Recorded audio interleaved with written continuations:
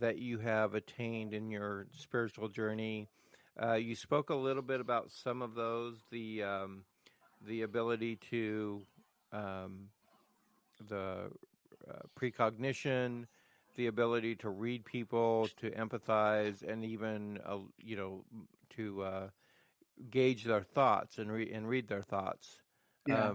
So can you expand on that? Take just a couple minutes here, a few minutes, and expand on what those abilities have meant for you, with the Okay. understanding. And again, not to put words in your mouth, Yeah. but my feeling is that's different from everybody. So as everybody goes through a spiritual journey of their own, and we're going to talk to a guy here who is also very spiritual. The abilities are different with everybody, correct? You know, my personal belief is we all are capable of all these. That's my belief. I think they come to people in different ways and we see them differently, but I believe we all have these and we've lost them and we're attaining them. Some people attain them at different times in different ways because they might be more right or left brain or masculine or feminine, but the divine feminine is what's taking part right now. So I learned, I've always had, like I said, the empathic, the telepathic, but a couple months ago when everything really took off, and I actually have pictures of this, was the healing powers. And I believe everyone has this ability. I took the ego out. So everyone out there, kill your ego, because that's keeping you held down in a third dimension. There is no spiritual ego here. You can do the same thing and heal yourself and heal other people. It's just I've cleared that way and learned. And I've healed people to the point where the first time, I'll tell you about the first experience, is basically someone came to me. They had a tumor on their back. I have pictures of it. It was about the size of a baseball. It was wrapped around their spine. I touched their back. I had a white light vision at that moment, almost felt sick and almost felt like I was going to pass out. Went to my car, immediately started praying and meditating. They called me the next day crying. They went to sleep. The tumor moved around. I woke up in the middle of the night, actually, before they called, and I saw myself with my hand over his back and the tumor with a white light over my hand. Tumor moved around at night. He got up, turned his back, and it popped out of his back. I have the pictures. I posted them on Instagram. It's gone. I mean, it blew out of his back. They wanted $28,000 to fix it. He was losing, motion in his arm. So it's real. Wow. There's other people that I've put my hands on, and since then I've been studying Reiki because I have hands. So do I believe everyone has it? Yes. Do I believe everybody can tap into it?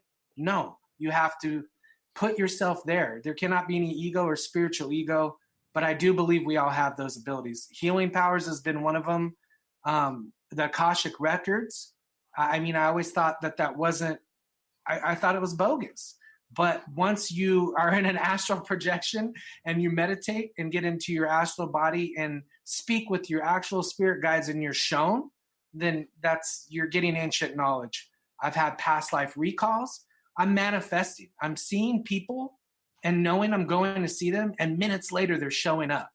I'm seeing auras off people, reverberations off of trees and plants where it's like a reverberation of color coming off of them, the energy.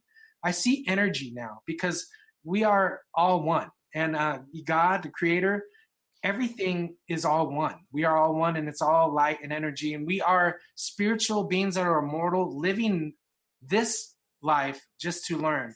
So I'm seeing sparklets in the sky. I have super intent now. If I want to have something happen, I will. I'm very humble about what I do with it. I'm not sitting around thinking that I want to make money all day or things like that.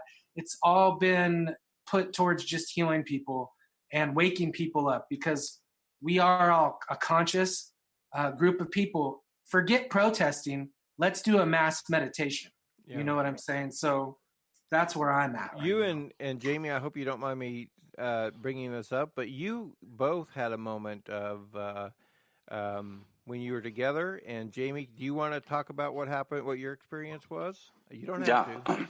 Speaking of his healing, I have a bad back every once in a while. If I'm on my feet for a long period of time, my sciatica hurts. goes down to my whole right leg and stuff like that. My back will be killing me. One day when I was with Mike, I asked him to do me a favor. Could you just touch my back and meditate for like a few minutes? And he did. I'm not kidding. My back did not hurt for 3 whole days before the pain kind of slowly came back. And it was instantaneously. It was instant. And I just couldn't believe it. It's like, God, this guy. And he knows. I mean, what we've talked this on the previous podcast about reincarnation, right? When we come back, what are we coming back from reincarnation for? One of the more important ones is for healing, right? And forgiving, healing, losing the ego and stuff like that. So healing is a very important part, and Mike has nailed it. And it was crazy. I still can't believe it. I mean, for 3 whole days, my back didn't even hurt. So, boy, I need to go to Arizona. Stop paying my chiropractor. I think it's time for us to. We've had several people request a call in, and we're going to do that. And it is 9:18 here in the Pacific Northwest, so we'll take about 10 minutes for calls. And Dennis, so the phone line is open. You guys can call in. The number is 503-298-6076. And there he is.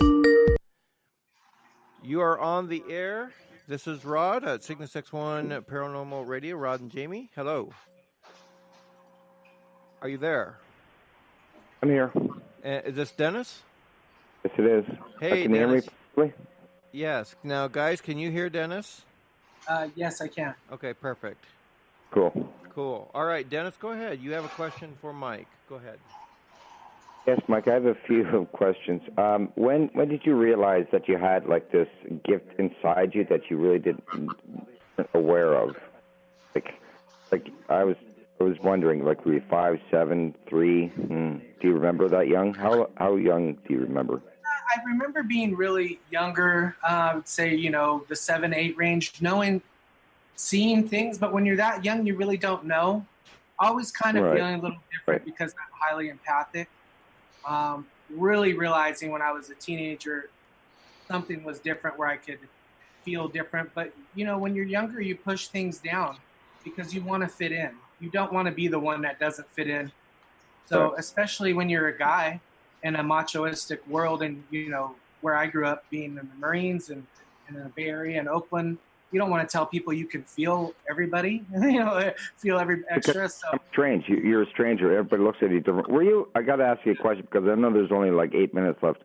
Were you a loner? Or were you like on the track team in the Star? Like, these are just questions I have. I played football. I actually was in high school. I wasn't the most popular, but I was pretty popular. Everybody knew me. But after I had that the near-death kind of car crash, I didn't want to be around anybody anymore. And I've now I feel like for a long time I ran from people. Let's put it that way. Everybody wanted to be around me, and I didn't want to be around everybody. Right. No, I understand, sir. Now, because I know the seconds are ticking down because you can't. And Dennis, you're absolutely fine. And what I think is important, because I know you, obviously, from other speaker shows, and we've known each other about a year now, or maybe a little bit less. But and I know a little bit about your past. Please let Mike know kind of where you are in your spiritual journey, and feel free to ask another question. Oh, I kind of like remember since I was like kind of like a baby and kind of like stuff. It's kind of weird. I've had a few near-death experiences. I out of body experience a lot. I learned there was a turning point for me myself. I was drug induced. I still didn't figure out what was going on with me, but I was doing a lot of drugs, and I was a teenager, right? And so I had an episode, a couple or whatever. Blah, doesn't matter. So I see things differently now. And after my OBEs, my NDEs, my near deaths, right? I see things differently. And so, I'm very, very curious and interested, like with your experiences. I don't like that word stories because stories are fake. But your experiences might. So, like when you walk into a room, this is another question. I have so many questions for you. when you walk into a room, do you like your aura, your energy, whatnot? There's so much questions. It precedes you. It precedes you? No, like. Yeah, I would believe so. I mean, when I walk into a room, now I can tell, right? I mean, when I was younger, it was funny because I would go into the club. I would know what girls wanted to be with me and who wanted to fight me. Okay, right. I knew who were my homies and who were my enemies. Now when I see people, I know that they feel me. I know that they're going to come speak to me. I know what they're going to speak to me about, and I know the people that hate me immediately right when they see me. And what happens is what I can tell you is this: believe. Your abilities and what you see are real. Believe in yourself. Everything's changing, and it's time for you not to be scared, to be yourself, because what you're seeing is real. It's not induced just by drugs. You are seeing into another dimension. You are seeing. So yeah, I mean, the spirit realm is real. So. Yeah, it's seeing the unseen. See, because that's what a lot of people do have that I'm aware of that have near-death experience is where that you can see the unseen, right? Because the way I look at it, sir, is where that consciousness does hold structure. Like it is an element. You've seen the movie The Fifth Element. Consciousness is that. Science can't grasp it. It can't hold it. Well, they can't. It's fake. It doesn't exist. Just like paranormal, metaphysical.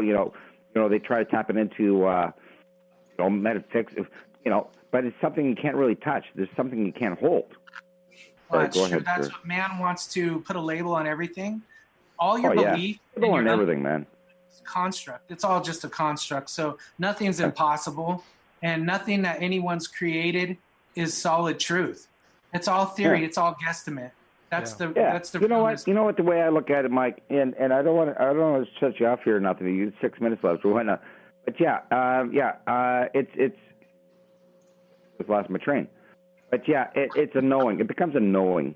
Okay, it's my knowings. I hold knowings within myself, and I believe that is true. So that is my knowing. That is my truth. If I holding can my truth. Oh, go ahead. Everybody has their own truths. Yeah. I will tell you Everybody something, looks. Dennis. In the time that I've known you, we've known each other from other speaker shows, various shows, and chat rooms and Discord and whatnot. I will say, in the time that I've gotten to know you, I've noticed a change from,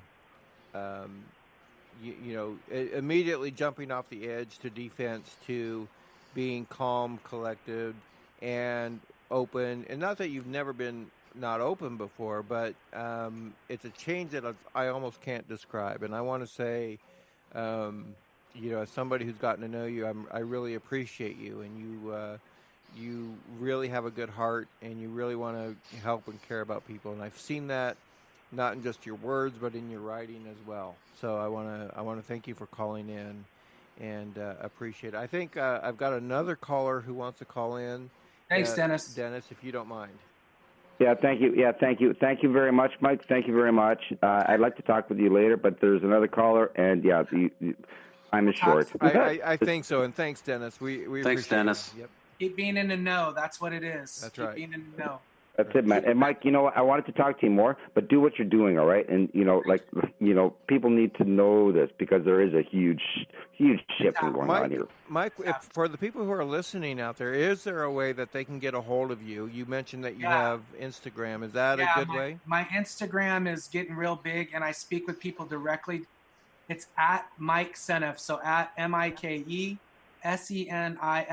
on Instagram. You can message me directly there. I'll speak with you, and I do healing and speak to people all the time. So, perfect. And he hung up. Thanks, Dennis, for joining the show. Darren, I think you may have mentioned, or Nick, you mentioned that you wanted to call in. Anybody? The phone line is open. I don't know how to do more than one, but so the one phone line we have is open right now, 503-298-6076. We have a couple minutes left for maybe one or two more calls. And as we are kind of wrapping things up here, Jamie, do you have anything to add? Just trying to think. I mean, Mike's talked about one of the things that we like to talk about, or I liked approached him in the beginning was, the stuff we kind of already touched upon, like the reincarnation and, the life on the other side, life between lives and stuff like that, and astral travel and out of body experiences. But he's mentioned the names of spirit guides and angels that you've got.